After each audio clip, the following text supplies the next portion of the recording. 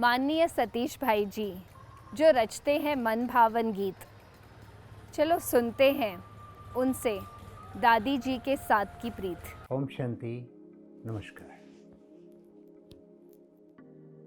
अध्यात्म ज्ञान विज्ञान पताका विश्व में फहराने वाली, अध्यात्म ज्ञान विज्ञान पताका विश्व में फहराने वाली, प्रभु प्रेम और विश्व शांति का मार्ग दिखलाने वाली, जान की प्यारी जान की दादी, हर धड़कन तुमको यही कहेगी, विश्व वंदनीय दादी दुनिया तुमको याद करेगी, विश्व वंदनीय दादी दुनिया तुमको याद करेगी।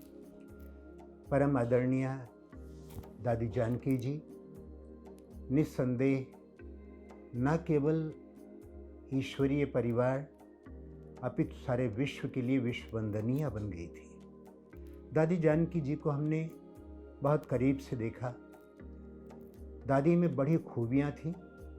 खूबियों का एक विशाल समंदर लहराते हुए दिखाई पड़ता है और मन से, निश्चल मन से, निर्बाध गति से, दिल की गहराइयों से बस यही निकलता है कि खूबियों से दादी तुम हमको याद आओगी, तुम रहो कहीं भी दादी हमसे दूर नहीं जा सकोगी, तुम रहो कहीं भी दादी हमसे दूर नहीं जा सकोगी। आज हम दादी जी को फिर से याद कर रहे हैं।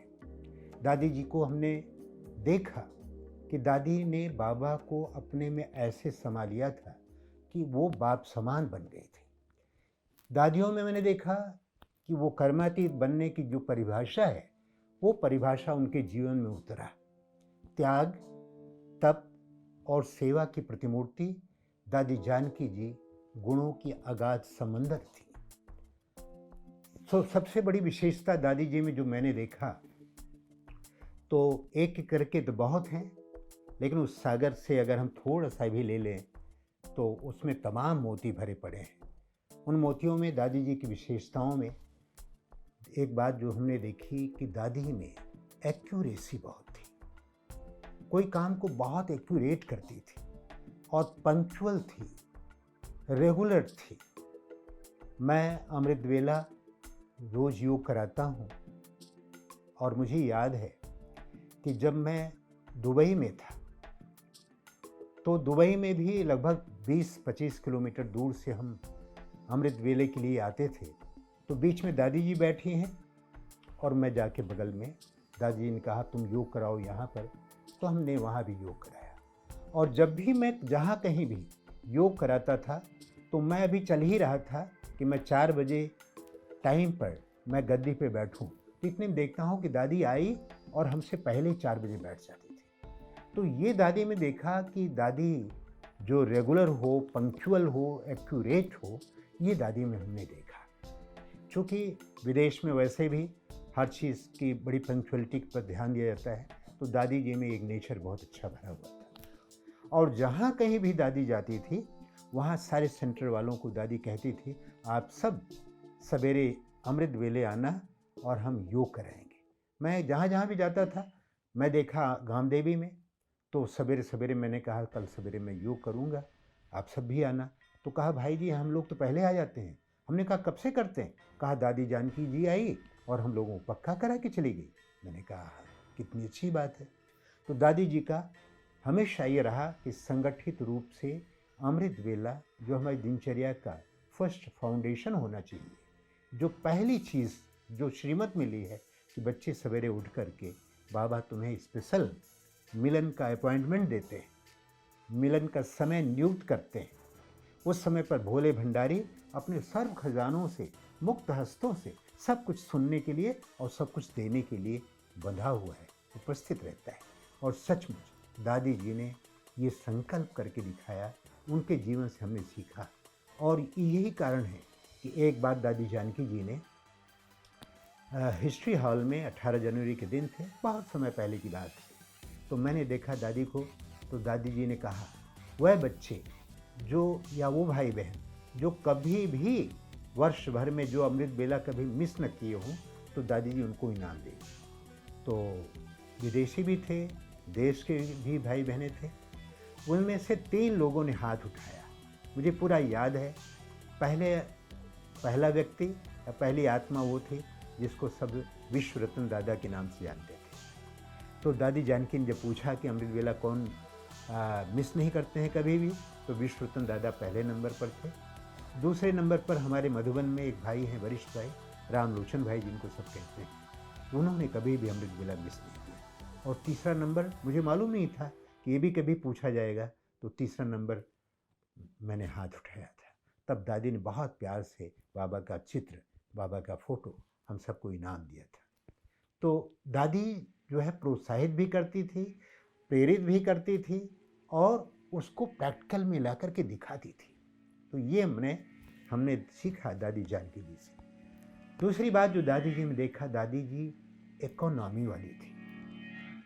मुझे याद है कि दादी जी ने नियमों पर चलना सिखाया, सबको बताया कि किस तरह से ईश्वरीय नियमों को, मर्यादाओं को पालन करना चाहिए। मुझे याद है कि ये बहुत समय पहले की बात है, आज से 35 साल पहले की बात होगी। तो उन दिनों में म्यूज़िक का काम शुरू हुआ था, मैं गीत वगैरह तो लिखता ही था, मिलके गाता भी था।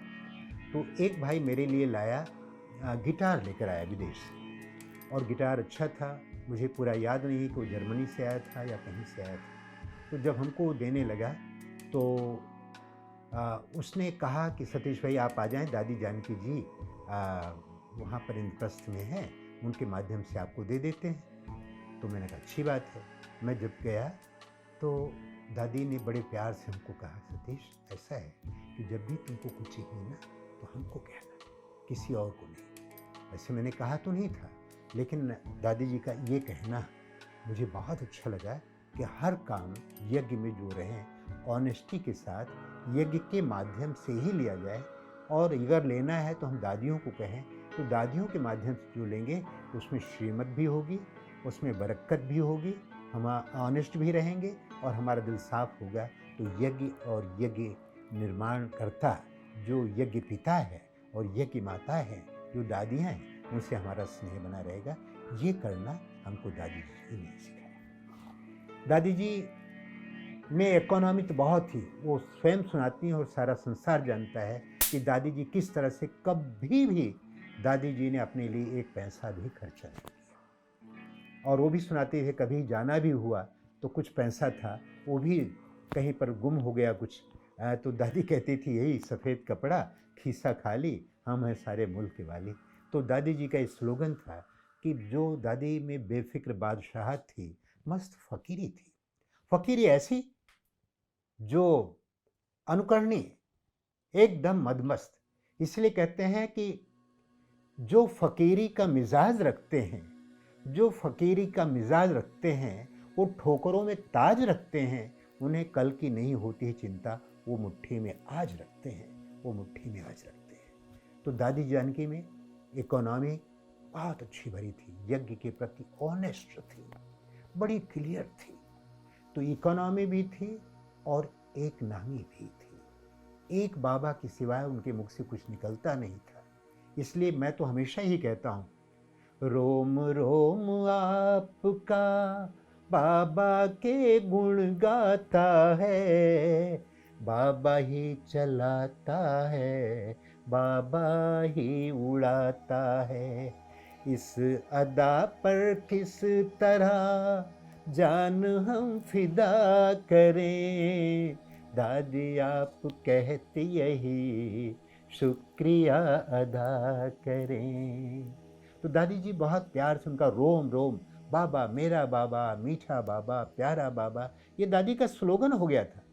ओम शांति धुन लगाने वाली, मेरा बाबा मीठा बाबा, सबको सुनाने वाली दादी जी के मुख से यही महामंत्र निकलता था। तो दादी जी की पहचान हो गई थी कि दादी जी 3 बार ओम शांति जरूर करेगी। दादी जी ओम शांति कहला के छोड़ती थी।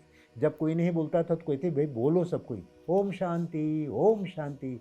और हमने देखा कि दादी जी में जब दादी जी के 103 साल की थी तो भी हमने देखा दादी जी शरीर में जान हो ना हो और तबीयत कैसी भी हो, लेकिन जब ओम शांति बोलती थी, बाबा मीठा बाबा ऐसे बोलती थी, तो क्या फलक से आवाज़ आती थी, दिल की गहराइयों से आता है। और दादी बड़ी सरलता से बाबा तुम कितने मीठे हो, बाबा कितने मीठे हो, मन कहता है तुमको खा जाऊं। तो दादी का ये प्यार से कहना इतनी निश्चलता थी कि जैसे दिल में आता था, दादी जी उसको बड़ी सरलता से व्यक्त कर लेती थी। मुझे याद है कि मैं दादी जी की प्रेरणाएं मुझे कदम कदम पर मिलती रही।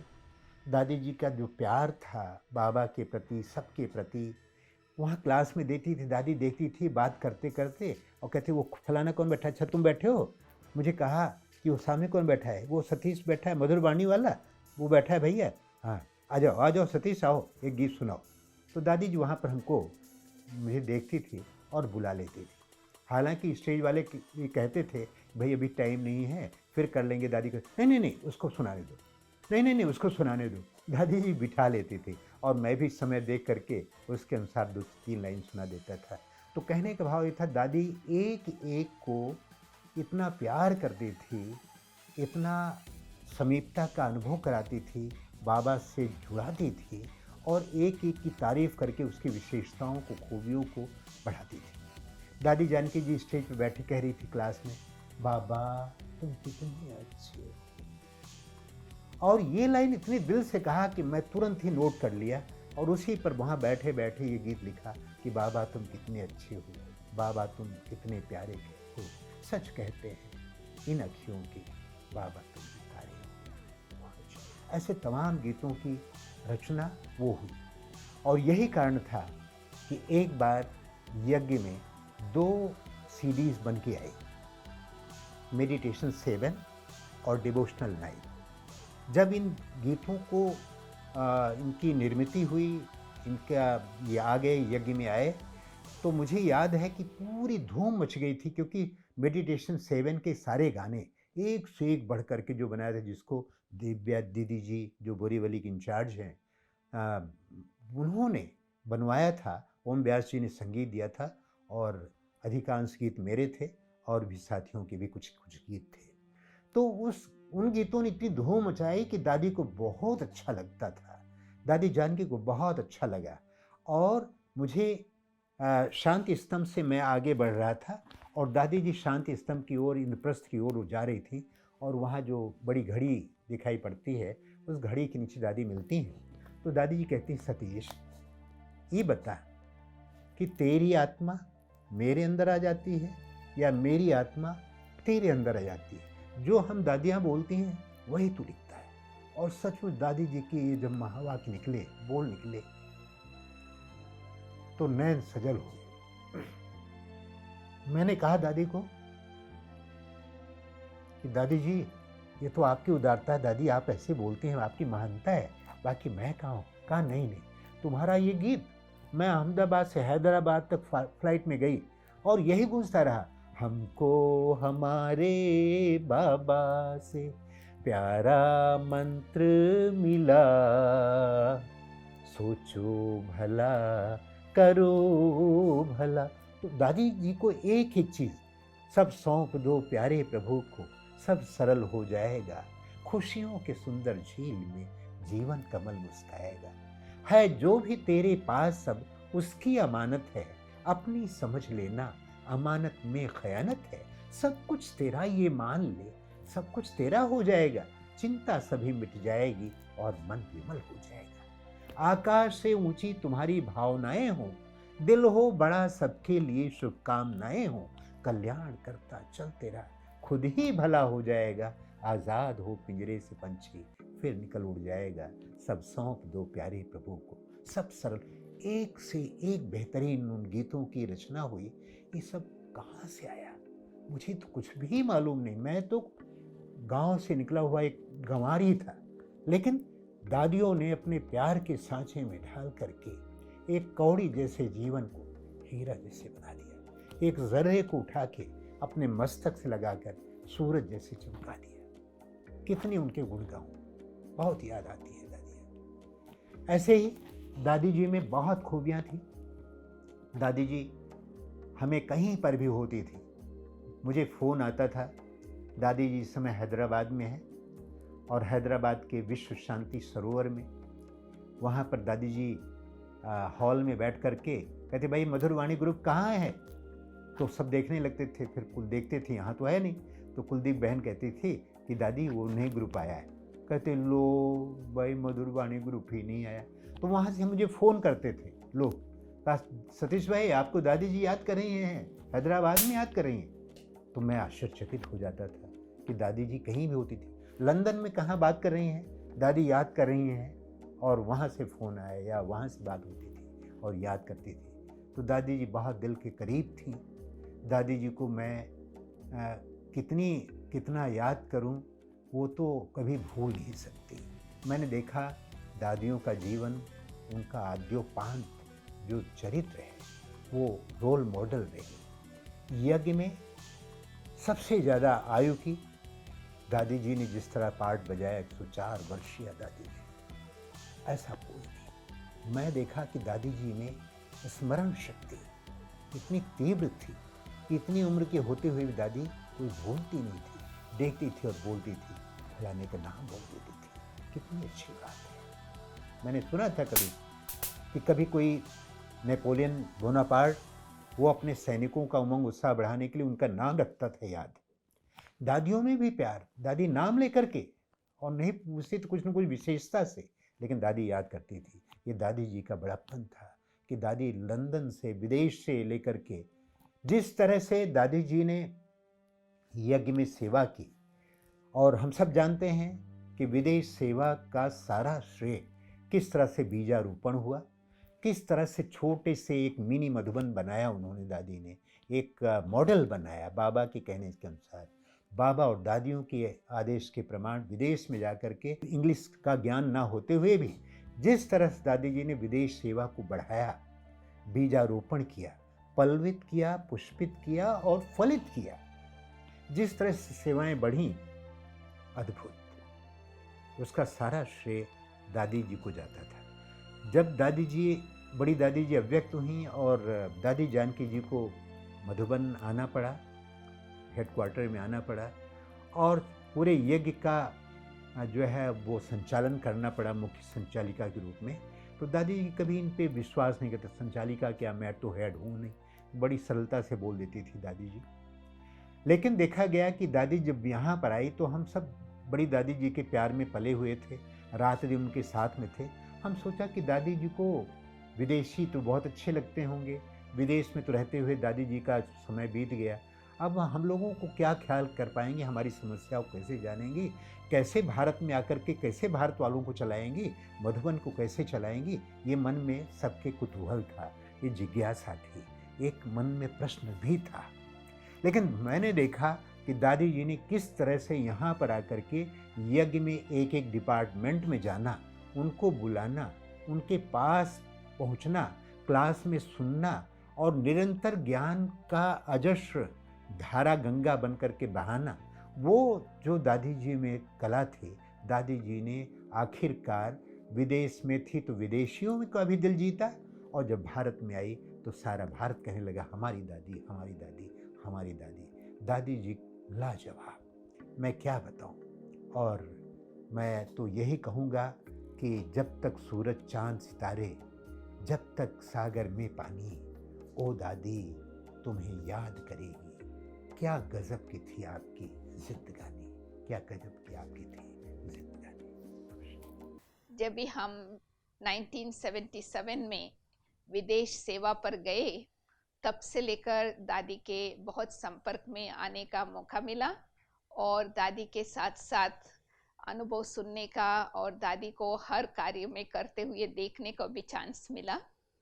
मैं सबसे पहले विदेश में गई तो 1977 में पहले 2-3 सप्ताह लंदन में दादी के साथ रही, और बहुत सारे प्रैक्टिकल में अनुभव देखा कि कैसे दादी विदेश में इतना नम्रता से और इंग्लिश भाषा नहीं जानते हुए भी कैसे विदेशियों की सेवा करते हैं। लोग उनको पहचानते नहीं थे। दादी सबको खाना बना करके प्रेम से खिलाते थे। कई बार दादी ने बताया है कि जयंती बहन भाषण करती थी, मैं बाजू में बैठ करके उनको सकाश देती थी। तो दादी की नम्रता, दादी की करुणामयी गुण जो है वो लोगों को टच करता था। और अभी कुछ समय से पहले हम विशेष देखते हैं दादी की विशेषता है कि बहुत बहुत मर्सीफुल, यानी हर एक आत्मा के प्रति शुभ भावना, शुभ कामना सदैव। भले हम अपने ऊपर उम्मीद छोड़ देते हैं, परंतु दादी कभी भी हमारे ऊपर उम्मीद नहीं छोड़ती है। और दादी की सबसे बड़ा अच्छी लगती है उदारता। तो दादी सदैव देती ही रहती है, देती ही रहती है, कभी भी किसी से लेने की इच्छा नहीं रखते। और इसलिए बाबा का भंडारा भरपूर रहता है। और दादी विशेष हमने देखा है कि सबको बाप समान यज्ञ में सेवा करने की प्रेरणा देती रहती है कि अपना जीवन कैसे श्रेष्ठ बनाए और अपना तन मन धन को कैसे सफल करे। तो ये विशेषता हम बहुत अच्छी तरह से दादी से सीख सकते हैं कि दूसरों को अपने जीवन को कैसे बाबा के सामने समर्पित कराना, उनको उनकी तन मन धन को कैसे सफल कराना। और कई बातें हैं, वैसे तो हम इस छोटी मुख से इतनी बड़ी महिमा तो नहीं कर सकते, परंतु दादी ने हमारे ऊपर भी बहुत विश्वास रख करके कई प्रकार की सेवाएं करने के लिए चांस दिया है। आज बड़ों की नज़र, बड़ों की पालना के आधार से ही हम इतना आगे बढ़ने का हमको मौका मिला है। और हम इस बारी दादी को मलेशिया में 100 साल मनाने के लिए बुलाया था। और उसी समय हमने प्रैक्टिकली देखा कि कैसे दादी इतनी आयु होते हुए भी सेवा में निरंतर तत्पर है, चाहे दिन या रात। जब जहाँ सेवा है वहाँ दादी है। इसलिए दादी सदैव कहती है कि कभी भी मैं अपने को बिजी नहीं समझती हूँ, ईजी समझती हूँ। इसलिए हमको कभी थकावट नहीं होता है। तो दादी का 3 स्लोगन हमको सदैव याद रहता है। एक तो सच्चे दिल पर साहेब राजी, दूसरा हिम्मत बच्चे मदद बाप, दिल साफ और मुराद हासिल। ये सदैव दादी हम बच्चों को याद दिलाते रहते हैं और इसके आधार से हम चलते रहेंगे। बाबा के प्यारे वो जो दिन रात सेवा में गुजारे, है जो बाबा के दुलारे, विश्व की हर आंख उन्हें निहारे। ठीक है, तो कभी भी मेरे दिल का हाल पूछ लेना।